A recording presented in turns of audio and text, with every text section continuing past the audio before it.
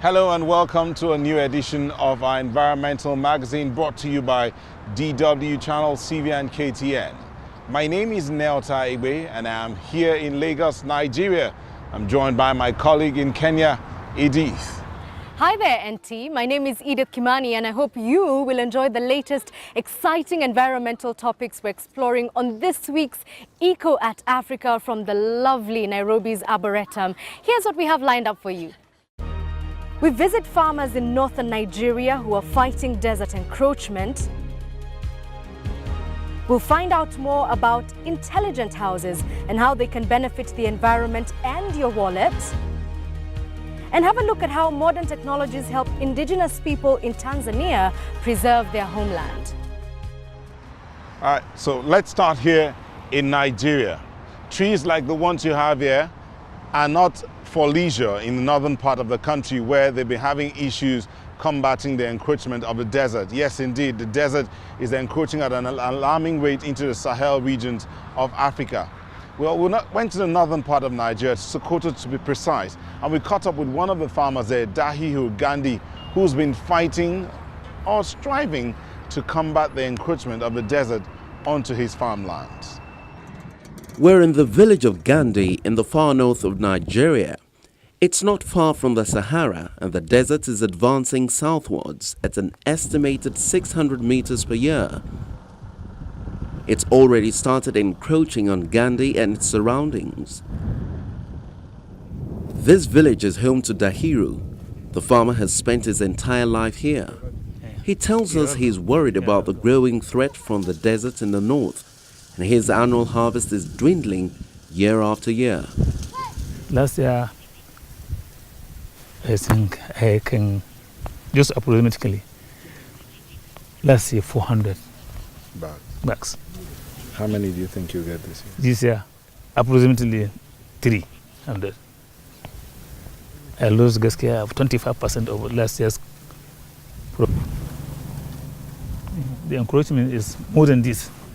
And we are just starting. That's what I am. If you can be able to go there yourself, one time when you go to Maradona, try and visit Kaya. If you visit Kaya, they will show you how the desert is encroaching annually. At least more than 3 kilometers annually. The farmer hires herdsmen to graze their cattle on his land so he can collect the manure for fertilizer, and he's doing more to ward off the desert sands. We as individual farmers are planting in our farms just to reduce the level of encroachment. That's all what we can do. And you see, all these neem trees are planted by us. Nigeria has been fighting desertification for decades. The government has a special budget for forestry programs and has planted 200 kilometers of tree barriers in recent years. Every year we ensure that plantation takes place throughout the year. We don't just plant trees during the rainy season. Even during the dry season, we irrigate trees. The cluster of trees are planted at designated locations to hold back the desert winds that carry the sand. But residents of many rural communities continue to cut down trees to use the wood for charcoal burning. Desertification displaces communities and threatens people's livelihoods. It's estimated that Nigeria loses more than $5 billion a year as a result. More sustainable solutions are needed to successfully hold back the advancing desert and the destruction it causes. Many of us have smartphones, but did you know that there are also smart houses? A German company specializes in building them, and these homes incorporate intelligent rooms and building systems. For example, they allow the residents to control and program heating and cooling systems, which provide greater comfort, save energy, and lower costs. So, smart homes are great for the environment and your wallet. Christian Dielman and his partner have been living in this top-floor apartment in Munich for a year now. Both have quickly grown accustomed to their home smart setup. Energy management is easy, and they don't have to lift a finger. They've both decided it's too warm. So Christian tells Alexa, the computer, to turn the temperature in the living room down by 2 degrees Celsius. Wohnzimmerheizung wird auf 19 Grad gestellt. It's that simple. Heating and air conditioning are regulated via speech recognition software, or by using the app. Christian developed the app himself. It has many other energy-saving features. For example, it can also open windows or roll down the blinds. We've designed an intelligent thermostat that connects to an app on your smartphone via the internet.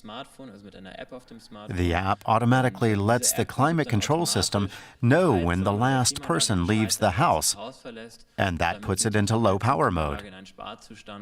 When no one's home, the temperature drops, and that saves energy. The developers say the app could save people up to 1/3 of their energy costs every year. Called Tardo, the system reacts when owner and smartphone move more than 400 meters away from the house. And the reverse happens when the owner comes home.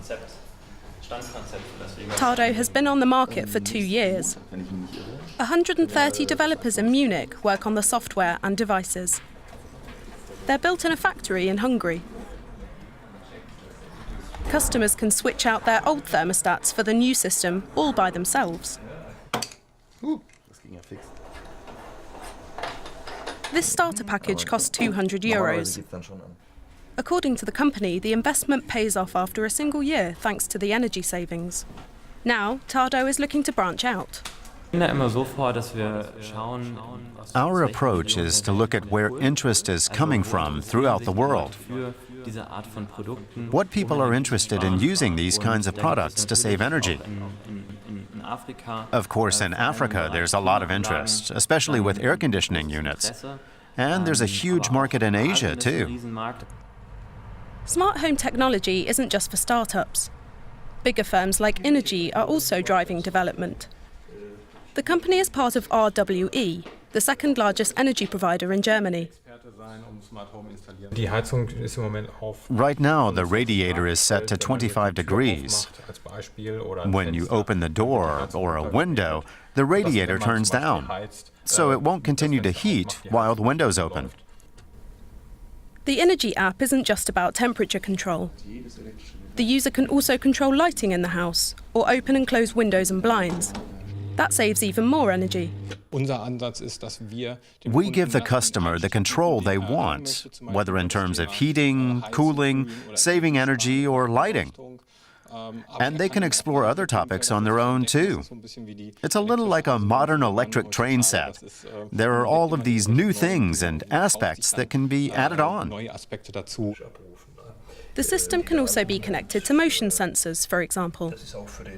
It only turns up the heating or air conditioning when they detect someone at home. So far, smart home systems have only been installed in around 1% of German households. But Innogy is organising regular meetings with experts, companies and developers to brainstorm about how to attract new customers and markets. In Africa, the problems will probably lie elsewhere. Maybe in the area of security, or managing alternative energy sources, or implementing solar energy sensibly. So you have to tailor the technology to different circumstances and needs. There's certainly no lack of new ideas for smart home technology. And it will soon be much more common. But sometimes, it's nice to leave the perfectly controlled climate of the smart home behind.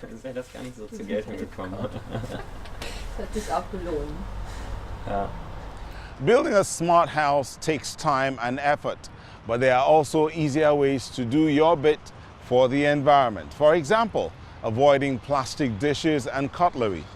Edith, how many plastic plates have you used in your life? Oh, Enti, I have no idea. A lot, I guess. But you know, a small German company has found a great way to replace plastic dishes. They use leaves from palm trees to produce environmentally friendly plates and bowls. I know it's a bit unusual, but it's a truly great idea.